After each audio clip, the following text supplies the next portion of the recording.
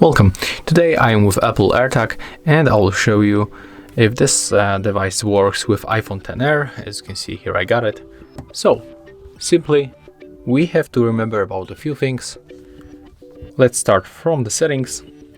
We have to be connected to the Wi-Fi network or just use the mobile data. We have to enable Bluetooth, and also in the privacy we have to enable location services.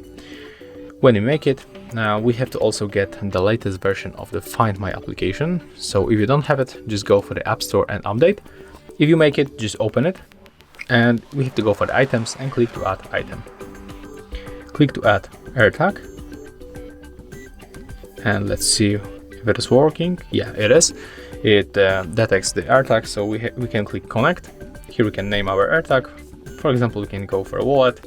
Click continue. There we get our data, email address and number.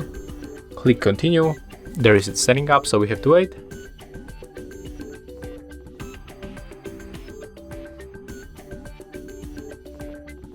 Click done, and as you can see, after a few moments, there we get location of our AirTag. So yes, Apple AirTag works with iPhone XR. And basically that's all. If you find this video helpful, remember to leave a like, comment, and of course subscribe to our channel.